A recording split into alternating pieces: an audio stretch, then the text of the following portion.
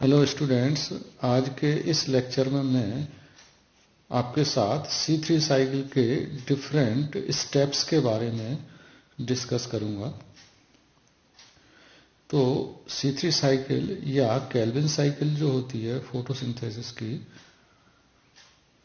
वह 4 स्टेप्स में पूर्ण होती है। Number first carboxylation, number second reduction, number third formation of carbohydrates और नंबर 4 रीजनरेशन ऑफ आरयूबीपी। एक ब्रीफ में जो है C3 साइकिल को हम इस तरह से दिखा सकते हैं, जिसमें आरयूबीपी से 3PGA का निर्माण होता है। 3PGA से ATP की उपस्थिति में 1,3-DiPGA का निर्माण होता है।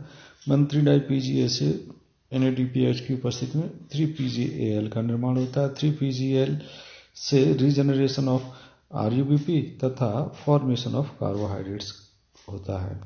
तो प्रत्येक स्टेप को डिटेल में हम इस तरह से डिस्कस करेंगे। नंबर फर्स्ट है कार्बोक्सिलेशन। सर्वप्रथम आरयूबीपी के 6 मॉलिक्यूल्स 6 CO2 के साथ आरयूबीपी कार्बोक्सिलेज एंजाइम की उपस्थिति में क्रिया करते हैं, जिससे एक 6 कार्बन कंपाउंड के 6 मॉलिक्यूल्स का फॉर्मेशन होता है। ये इंटरमीडिएट होता है, अनस्टेबल होता है। इससे आगे चल करके 12 मॉलिक्यूल्स ऑफ 3PGA का निर्माण होता है, यानी 3-फॉस्फोग्लिसरिक एसिड के 12 मॉलिक्यूल्स बनते हैं और 3-फॉस्फोग्लिसरिक एसिड जो होता है 3 कार्बनिक होता है। तो यह जो कार्बोक्सिलेशन की प्रक्रिया जो होगी, इसमें आरयूबीपी के द्वारा CO2 को ग्रहण किया जाता है या आरयूबीपी CO2 के साथ जुड़ जाता है, और यह प्रक्रिया जो है आरयूबीपी कार्बोक्सिलेज एंजाइम की उपस्थिति में पूर्ण होती है, जिससे 12 मॉलिक्यूल्स ऑफ 3-फॉस्फोग्लिसरिक एसिड का निर्माण होता है। इसका नेक्स्ट जो स्टेप है वो है रिडक्शन।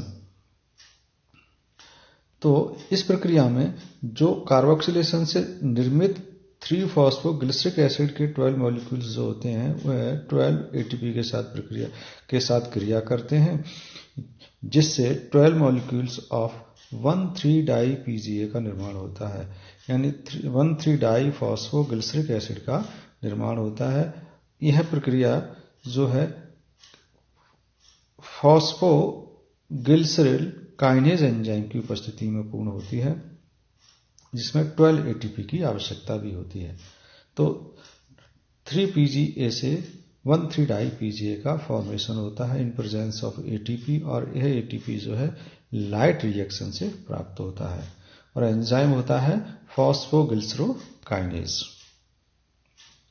उसके बाद में 12 मॉलिक्यूल्स ऑफ 1,3-DiPGA या अपन कहेंगे 1,3-डाइफॉस्फोग्लिसरिक एसिड 12 NADPH के साथ क्रिया करता है, और यह प्रक्रिया जो होती है ट्रायोज फॉस्फोडिहाइड्रोजनेज एंजाइम की उपस्थिति में पूर्ण होती है, जिससे 12 मॉलिक्यूल्स ऑफ 3PGAL का निर्माण होता है। 3-फॉस्फोग्लिसरैल्डिहाइड का फॉर्मेशन होता है, और जो है इस NADPH का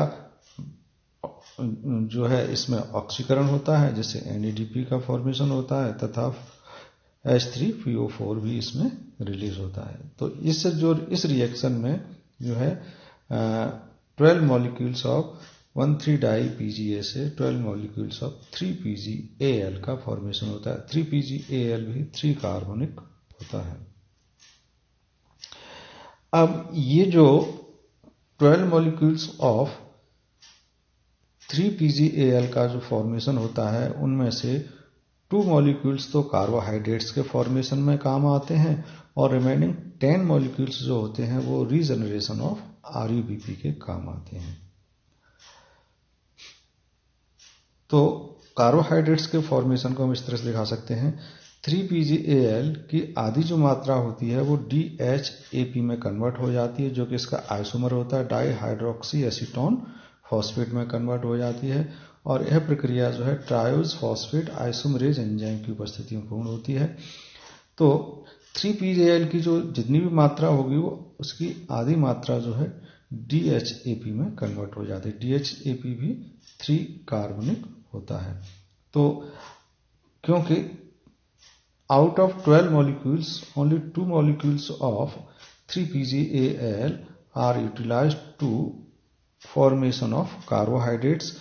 तो 3-PGAL तथा DHAP दोनों के अणु या दोनों का एक एक अणु मिलकर के एल्डोलेज एंजाइम की उपस्थिति में 1 मॉलिक्यूल ऑफ फ्रक्टोज 1,6 डाइफॉस्फेट का निर्माण करते हैं। फ्रक्टोज 1,6 डाइफॉस्फेट से फॉस्फेटेज एंजाइम की उपस्थिति में फ्रक्टोज 6 फॉस्फेट का निर्माण होता है और फ्रक्टोज 6 फॉस्फेट आइसोमरेज एंजाइम की उपस्थिति में ग्लूकोज 6 फॉस्फेट में कन्वर्ट हो जाता है और ग्लूकोज 6 फॉस्फेट से फॉस्फेटेज एंजाइम की उपस्थिति में ग्लूकोज की इकाइयों का निर्माण होता है और ग्लूकोज की इकाइयां मिलकर के स्टार्च का फॉर्मेशन करती हैं। तो इस तरह से अपन कहेंगे कार्बोहाइड्रेट्स का फॉर्मेशन जो है फोटोसिंथेसिस की प्रक्रिया में होता है। तो ग्लूकोज के एक अणु के निर्माण के लिए 6 CO2 तथा 6 RUBP की आवश्यकता होती है। अब लास्ट जो स्टेप है इसका वो है रीजनरेशन ऑफ RUBP। RUBP के रीजनरेशन के समय जो इंटरमीडिएट सबस्टेंसेज होते हैं जिनका फॉर्मेशन होता है वो इस तरह से होते हैं। एक तो फ्रक्टोज 6 फॉस्फेट, दूसरा xylulose 5 phosphate, erythrose 4 phosphate, sedoheptulose 7 phosphate, xylulose 5 phosphate यानी इसका 2 बार फॉर्मेशन होगा जैल्यूलोज 5 फॉस्फेट का, और राइबोज 5 फॉस्फेट। जैल्यूलोज 5 फॉस्फेट तथा राइबोज 5 फॉस्फेट जो होते हैं राइबुलोज 5 फॉस्फेट के आइसोमर होते हैं। तो आइसोमराइजेशन के द्वारा इनसे राइबुलोज 5 फॉस्फेट का निर्माण होगा और राइबुलोज 5 फॉस्फेट से एटीपी की उपस्थिति में राइबुलोज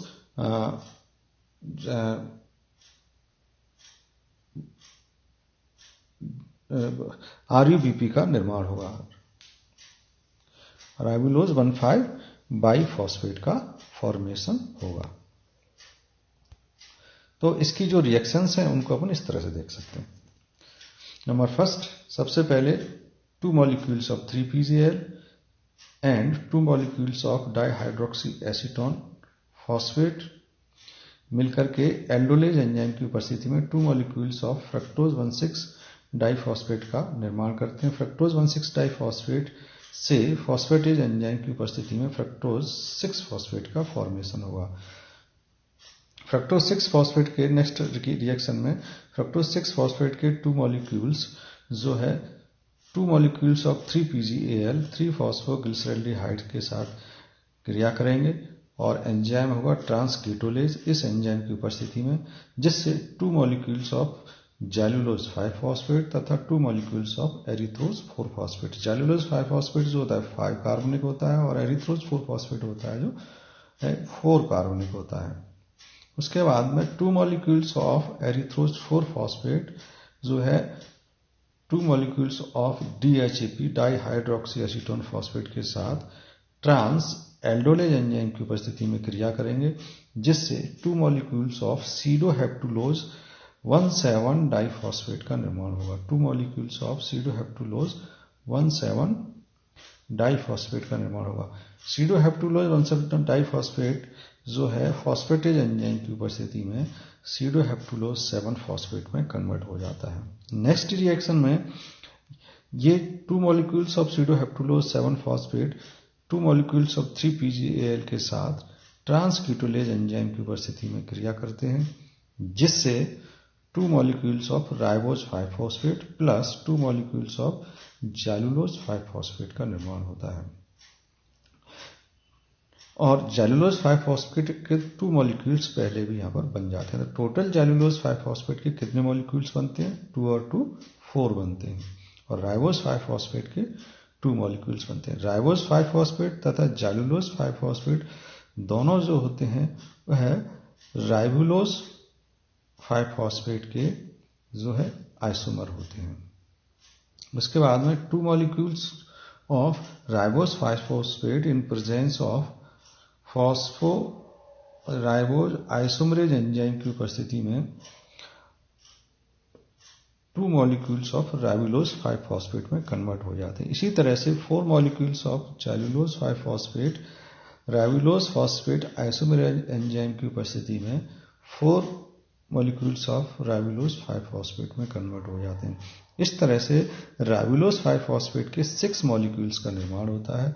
तो ये 6 मॉलिक्यूल्स ऑफ राइबुलोज 5 फॉस्फेट जो है 6 एटीपी की सहायता से फॉस्फोराइबुलोज काइनेज एंजाइम की उपस्थिति में 6 मॉलिक्यूल्स ऑफ आरयूबीपी में जो है राइबुलोज 1,5 बाइफॉस्फेट में कन्वर्ट हो जाते हैं।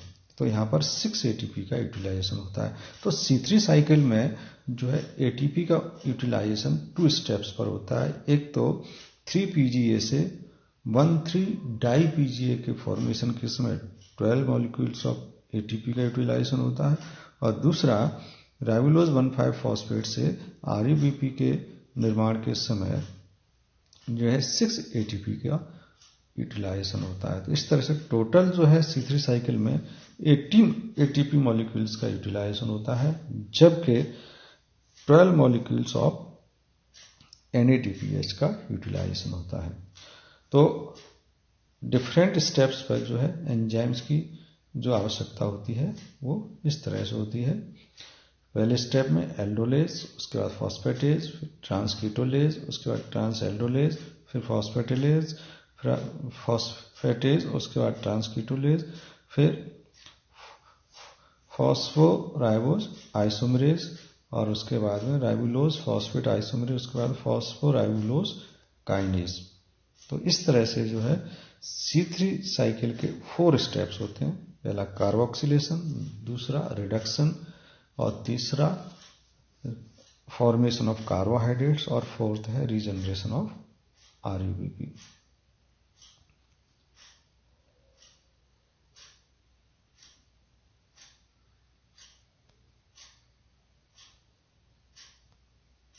Thank you.